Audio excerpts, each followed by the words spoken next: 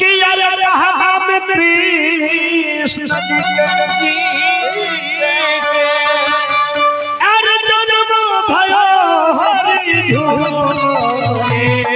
अरे हरि झूम अब तो कहमा बजता बधाई खेलो हरि हरि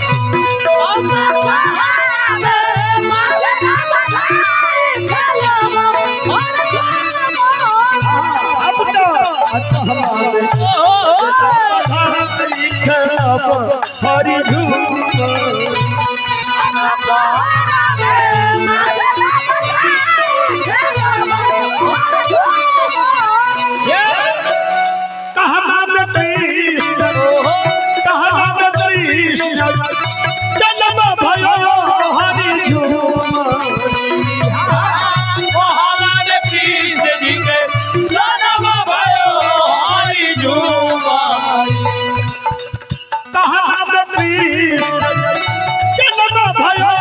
हरि बजता बधाई खेलो हरि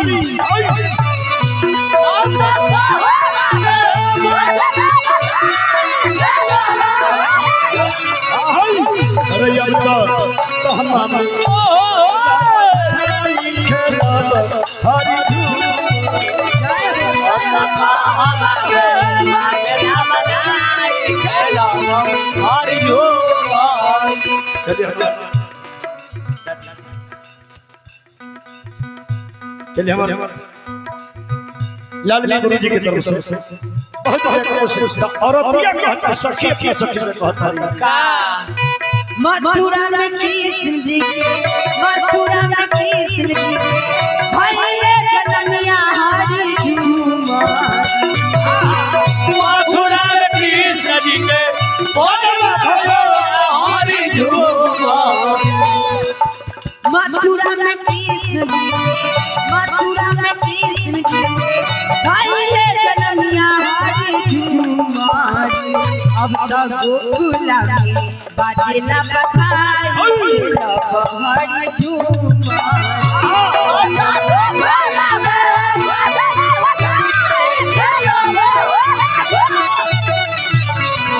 गोकुला में बाजेला बधाई हरि झूम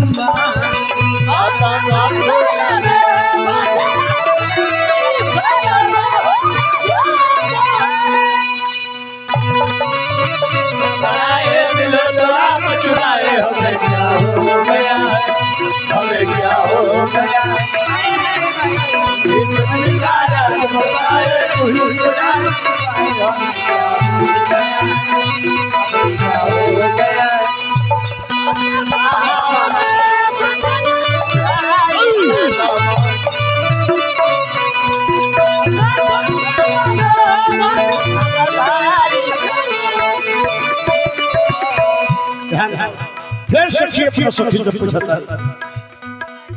अरे कहीं रे लुटा धान सोनवा हरि झूम कहीं रे लुटावा तारे धान सोनवा हरि झूम कहीं रे लुटा तारे धान सोनवा हरि झूम अब तक कहीं रे लुटा धनुहा गाई खेलो हरि झूम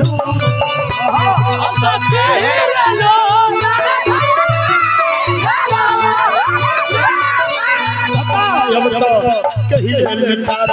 धनुहा गाई खेलो हरि झूम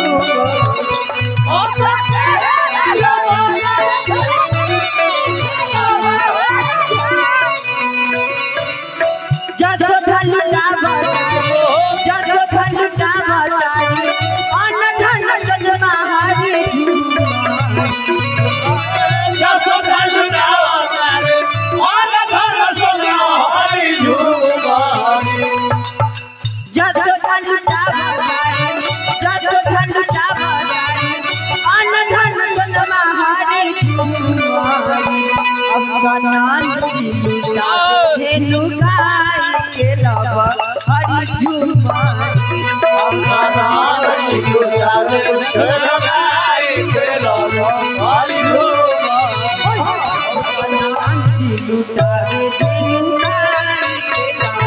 हरि माता नाम की